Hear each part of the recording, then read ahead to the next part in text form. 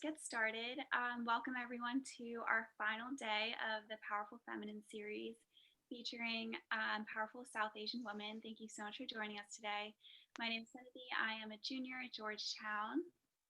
And hi, my name is Thrivani, and I'm also a junior at Georgetown, and we will be your moderators today.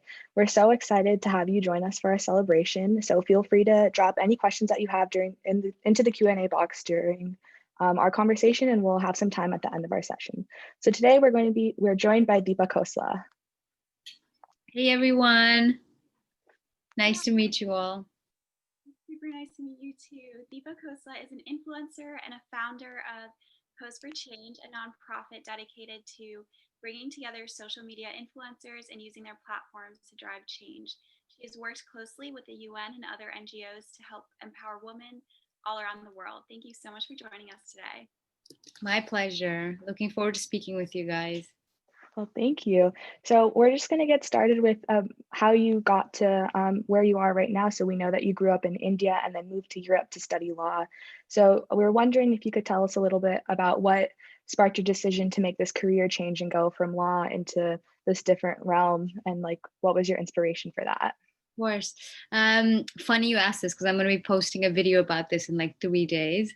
Yeah, exactly. So I grew up in a typical Indian family, just, living in India. And then after I finished my high school, I moved to the UK to do my law on a full scholarship. And I was all set to become a lawyer. But then there was a gap between I finished my bachelor's and my master's. And I did an internship that turned out being an agency that was the Europe's first influencer agency, and I had no idea. I walked in there being like, I just want to do something different apart from law for a change, just for one summer. Let's see how it goes.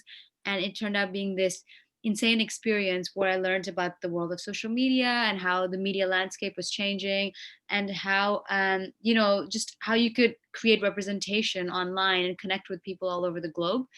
At that point, I didn't think I would personally do it myself, but I didn't notice any other desis like on a global scale doing it either. Like there were, I think, a bunch locally in the US or locally in the UK or locally in India, but no one kind of like who represented us globally.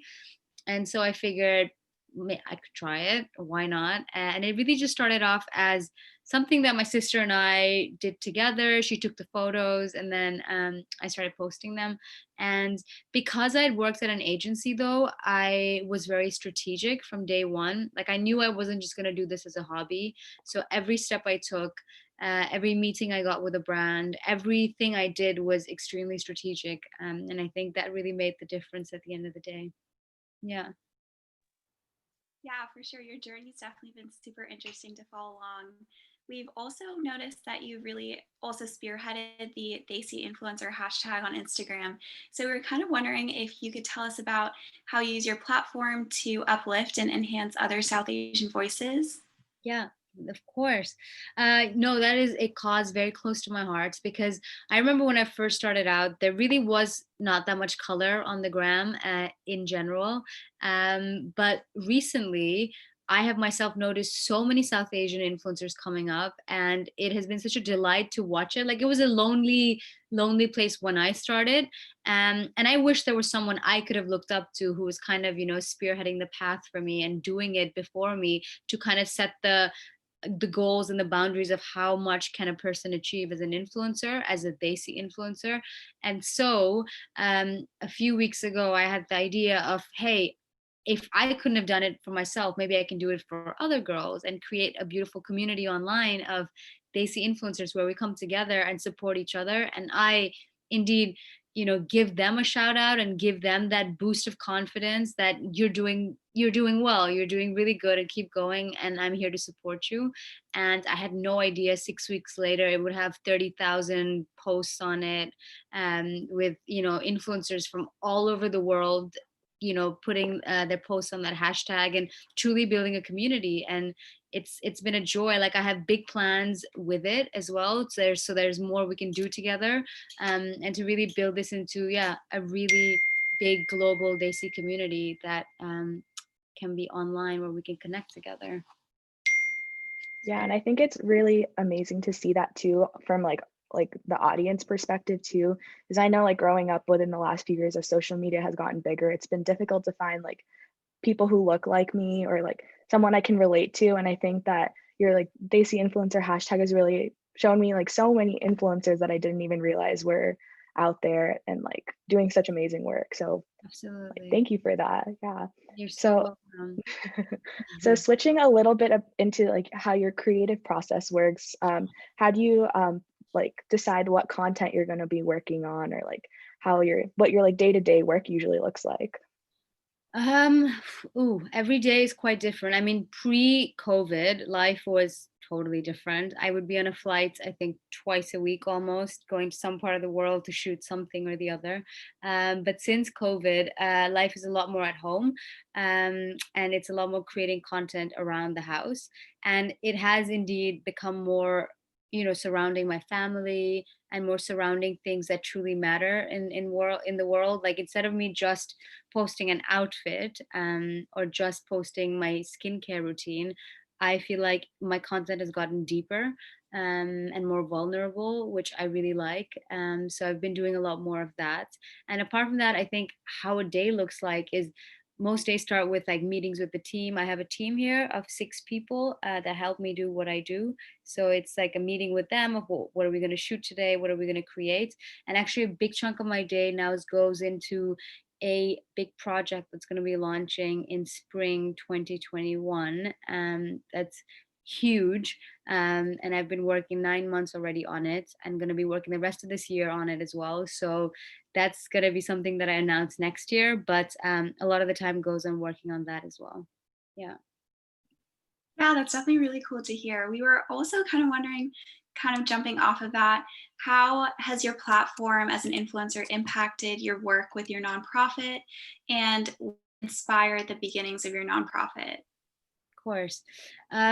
I think again, being an influencer, seeing so much content out there, I realized that I'm sure influencers want to do good. They want to use their voices for good, but why don't they? Like, is it that someone has just not made it that easy for them? And that's where the idea of Post for Change initially started, was to create influencer trips and influencer campaigns online where they could lend their voices for a cause. And my husband, Oleg, happens to be a diplomat who has connections with the entire, UN organizations and all of them. So it was really a perfect click where the UN really didn't understand how to get social media the right way or communicate a story or a message, while influencers who wanted to use their voices for good didn't know how or what. So we kind of created that bridge between the two worlds, saying we'll translate the messages from the influencers to the organizations, and the organizations can tell us their jargon, and we'll try to tell influencers how to raise awareness for their causes. And it worked out so well, and we're so proud, and continue to work with like UNICEF and UN Women and He for She. And yeah, it's been a great year. Yeah, that's so awesome. And like we were wondering like what your favorite part about your favorite aspect about the work you do is. Favorite aspect, I think definitely connecting with you guys online. I think that is something I really truly love, and building that community that we built, um, for our love for anything they see, for our love for being proud South Asians, for the fashion of our culture, the tradition, like all of it. I think that community I've built, and the way that we get to interact, and the funny thing is about how much people know about you. Like I love that, weirdly enough. Like when I'm stopped at a supermarket in London and they're like, "Oh my God, how are your dogs, Scooby and Bimbo? How's your mom?" Or I love it. I'm like, it feels like I have friends all over the world. So I think that would be my favorite part. Yeah. Yeah, that's definitely so cool to hear. We were also going off of just like being in the public eye. We noticed that your wedding, being especially a celebration of both South Asian and Western culture, went viral and was also featured in Vogue India. So we were wondering what it was like to receive that attention, kind of how you balance being in the public versus like having your personal life as well. I think, to be honest, this is something like a top secret, but I don't think people know this. But the virality of the wedding was quite intentional, to be honest. It was this grand plan I had to truly and I didn't know how viral it was gonna go, but I had put steps into play already pre-wedding, having collaborated with magazines and telling them, you can take the photos, and I mean, I knew it was gonna look beautiful, but I didn't know that the most intimate parts of our wedding would be the ones that go viral. Like the touching feet moment, I had no idea that that was going to be it that created that whole buzz online. But yeah, like I think the working with Vogue and stuff was something that was pre-planned, and they sent their photographers down, and a lot of magazines send their photographers down to the wedding as well to get their own photos of it. And I think being in the public eye is, yeah, I mean, it is weird at times because you don't realize how many people see it and how many people know it. But it, to me, I don't know. I like it. Not in the sense of like I like the fame, but I like that people could be touched by the story, and people could, relate to some aspect of our wedding, whether it was other mixed cultural relationships, or, whether it's Indians who are just like done with patriarchy, who find what we did really beautiful. So if there's any part of the wedding people could relate to, and that they were touched by, yeah, I loved it. Yeah, and kind of going off of that, do you notice that you faced like more like if there has been any pushback or challenges as a South Asian woman, since this is like quote unquote like a non-traditional or non-conventional career path? Mhm. Course. I mean, I was a budding lawyer, and then I switched to, social media and taking photos. I think for a very long time my family did not understand it, and my extended family even worse did not. And I've always been an academic, so they were like, "Why would you leave that path for this?" But I think last year when I gave my TED talk, and my parents were sitting at the audience, and they looked up to me, and they looked up at all these people, yeah, just really being proud of what I've achieved. I think that was the moment for them. They're like, okay, she's done well. She did better than perhaps going into a law firm on a Tuesday and leaving on a Thursday. So yeah, I think it was a little bit of convincing, but now that they see the impact that I have with my social media presence and my NGO and stuff, they're very proud. Yeah. Yeah, I'm sure that a lot of people can definitely relate to that. And the work that you're doing with your NGO is definitely so impactful and really just like really inspirational. We're also wondering how specifically you were inspired or celebrate your South Asian culture. And then also tying into it being Navaratri, how does Navaratri inspire you specifically? I think celebrating my South Asian culture is something that is very important to me, and something I do quite often. Our family values and traditions, like we're a very close knit family. So we, even though live in the West and have quite busy lives, we try to come back together for a few events in a year. So it's always like Raksha Bandhan, there'll always be Diwali, there'll always be Holi, and then Navratri as well. And then mom really loves Karwa Chauth, and she's trying to like force me to do that, but I'm like, only if Oleg joins me, and then we'll do it together. But so there's these festivals that are kind of just like in the year's calendar parts, when our family just gets together, and it's so beautiful to me. These moments are family, most importantly, food. They're about spirituality, like taking a moment and being present and being grateful for everything. And I think the beauty of Navratri and Diwali is that that light always wins over darkness, to remind yourself to be a good person, and that and be humble, that will take you to the end of your life, instead of trying to take shortcuts and try to go on the dark side of things. Yeah.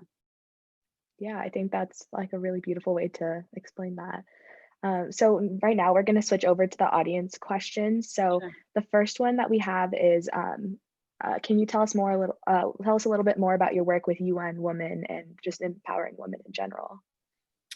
Yeah, so my work with UN Women is the work we do with Post for Change. And last year they had this incredible campaign called Orange the World, which was against sexual assault against women, and especially in a country like India where rape is, well, we've heard everything about that.